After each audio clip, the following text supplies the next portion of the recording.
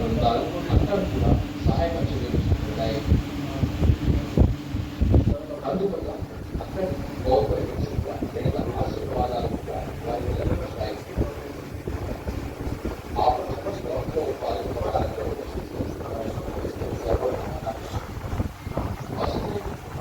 అనే భావన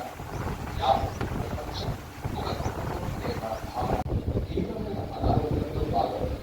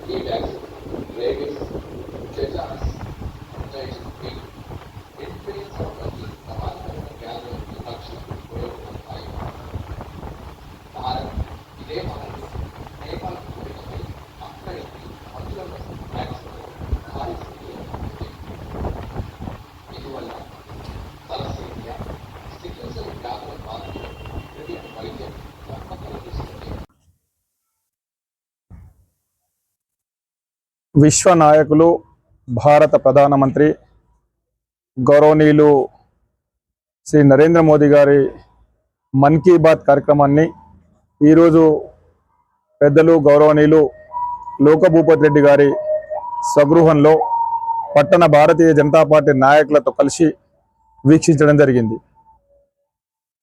భారత ప్రధానమంత్రి గౌరవనీయులు నరేంద్ర మోదీ గారు ఈ దేశంలో అనేక ప్రాంతాల్లో ఉన్నటువంటి అనేక ప్రాముఖ్యత కలిగినటువంటి అంశాలని తీసుకొని మన్ కీ బాత్ కార్యక్రమంలో పాల్గొని మారుమూల ప్రాంతాల్లో మారుమూల గ్రామాల్లో ఉన్నటువంటి ప్రతిభావంతుల ప్రతిభని ఈ మన్ కీ బాత్ ద్వారా ప్రపంచానికి తెలియజేయడం, వాళ్ళ ప్రాముఖ్యతని వివరించడం, వాళ్ళు తయారు చేసినటువంటి వస్తువుల్ని ప్రపంచానికి పరిచయం చేయడం.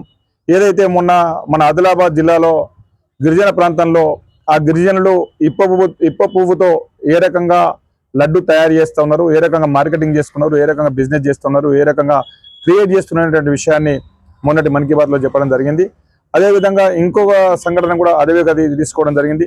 ఇట్లా అనేకమైనటువంటి మహిళలు చేసేటటువంటి అల్లికలు కానీ చేతి వృత్తులు కానీ ఇంకా అనేక విషయాలను కూడా ప్రపంచానికి పరిచయం చేయడం, వాళ్ళని ప్రోత్సహించడం, ఇంకా అనేక మంది ప్రతిభావంతుల ప్రతిభని ప్రపంచానికి తెలియజేయడం, ఆదివాసీలు ఎక్కడైతే ఆదివాసీ హెయిర్ ఆయిల్ అనేటువంటిది ఇలా చాలా మంది వెంట్రుకల కోసం వాడేటటువంటి ఆదివాసీ హెయిర్ ఆయిల్ని కూడా చాలా మారుమూల ప్రాంతాల్లో కొండల్లో ఉన్నటువంటి ఆదివాసీలు వాళ్ళు తయారు చేసేటువంటి హెయిర్ ఆయిల్కు ప్రపంచ ప్రాముఖ్యత కల్పించి వాళ్ళకి మంచి మార్కెటింగ్ ఇచ్చినటువంటి వ్యక్తి నరేంద్ర మోదీ గారు.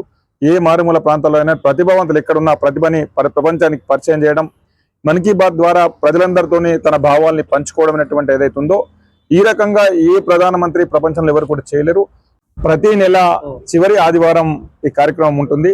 యావత్ ప్రజలందరూ కూడా అంటే భారతీయ జనతా పార్టీ కార్యకర్తలే కాదు, ఈ దేశంలో ప్రతి పౌరుడు కూడా ఈ భారత ప్రధానమంత్రి గారు నిర్వహించేటటువంటి మన్ కీ బాత్ కార్యక్రమాన్ని తప్పకుండా వీక్షించాల్సిందిగా నేను విజ్ఞప్తి చేస్తా ఉన్నాను.